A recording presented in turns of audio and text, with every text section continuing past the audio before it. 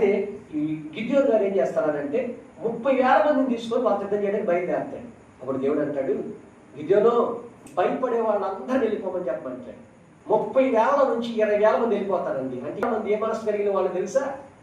గర్వించేటువంటి మనసు, అతిశయించేటువంటి మనసు.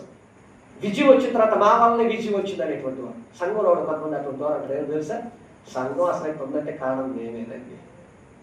అసలు సంఘంలో ఎంతమంది వస్తున్నారంటే కారణం మేమేనండి. అతిశయం. దేవుడు అంటాడు, అటువంటి వాడు వద్దు నాకు అంటాడు. రెండోది ఏం జరిగిందో తెలుసండి, 30,000 మంది పంపించాడు. దేవుడు అన్నాడు, అవి ఈడు నాకు ఎక్కువే అన్నాడు. ఈయనకి అర్థం కాల. ఇదేంటి, అక్కడేమో 1,00,000 మంది ఉన్నారు శత్రువులు, దేవుడేమో అంతమంది మీద వెళ్ళటానికి 30,000 మంది కూడా వద్దంటున్నాడు, 10,000 మంది కూడా వద్దంటున్నాడు. మిగిలిన లేకపోతే తెలుసా 300 మంది.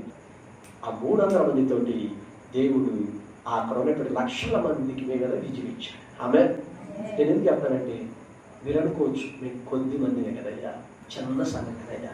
దేవుడు కోరుకున్నది ఏం తెలుసా? నీకు చిన్నోడుగా, యవనస్తుడుగా, ముసలాడుగా దేవుడు కోరుకుంటుంది, నీవు దేవుడి మీద నమ్మకం ఉందా? దేవుడు ఈ పట్టణాన్ని నీకు ఇస్తాడని నీకు నమ్మకం ఉందా? దేవుడు నీ సంఘాన్ని దీవిస్తాడని నీకు నమ్మకం ఉందా? దేవుడు నీ కుటుంబాన్ని అద్భుతం చేస్తాడని నమ్మకం ఉందా?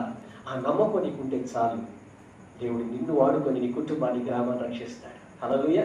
కాబట్టి గుర్తుపెట్టుకొని, ప్రార్థన చేయడానికి దేవుడికి శక్తితో సమానం లేదు. ఒక్కరు ప్రార్థన చేసి దేవుడు కార్యం చేస్తాడు.